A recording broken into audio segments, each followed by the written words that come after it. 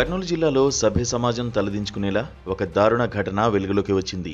గతంలో తాను ప్రేమించిన వ్యక్తి మరో మహిళా డాక్టర్ను వివాహం చేసుకున్నాడనే అక్కసుతో ఒక నర్సు పగ పెంచుకుంది.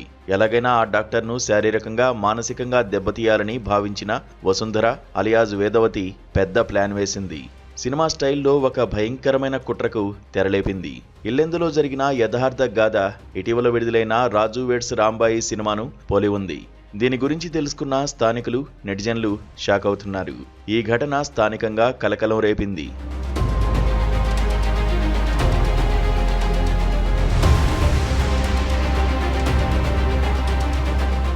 ఈ నెల 9వ తేదీన బాధితురాలైన మహిళా డాక్టర్ తన స్కూటీపై ఇంటికి వెళ్తుండగా ముందస్తు పథకం ప్రకారం నిందితులు బైక్తో ఆమెను ఢీకొట్టారు. కింద పడిన ఆమెకు సాయం చేస్తున్నట్లు నటించిన నిందితులు వసుంధర, జ్యోతి, జస్వంత్, శృతి ఆమెను ఆటో ఎక్కించే క్రమంలో బలవంతంగా ఒక ఇంజెక్షన్ చేశారు. బాధితురాలు గట్టిగా కేకలు వేయడంతో నిందితులు అక్కడి నుంచి పరారయ్యారు. తనపై విషప్రయోగం జరిగిందని అనుమానించిన సదరు డాక్టర్ వెంటనే పోలీసులకు ఫిర్యాదు చేయడంతో అసలు విషయం బయటపడింది.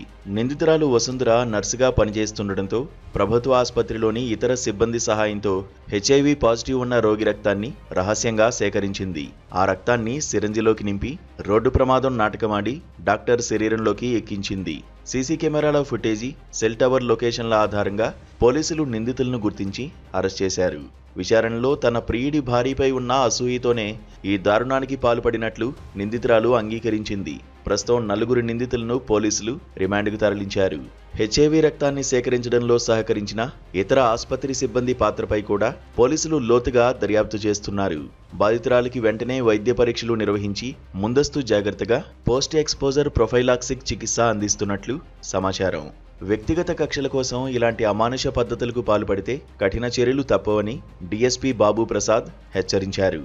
తను చదువుకునే టైం నుంచి క్లాస్మేట్ గా ఉన్న ఈమె బీచుపల్లి బోయే వసుంధర, ఆమె ఆదోనికి సంబంధించిన ఉమను, ఆమెతో కొంచెం అసోసియేటెడ్ గా ఫ్రెండ్షిప్ ఉండడము, తర్వాత వాళ్ళిద్దరి మధ్య లవ్ డెవలప్ కావడము, తర్వాత తర్వాత పరిణామాల్లో వాళ్ళిద్దరి మధ్య డిస్ప్యూట్స్, దాంతో ఆయన వచ్చేసి ఇది శ్రావణి గారిని పెళ్లి చేసుకోవడం జరిగింది.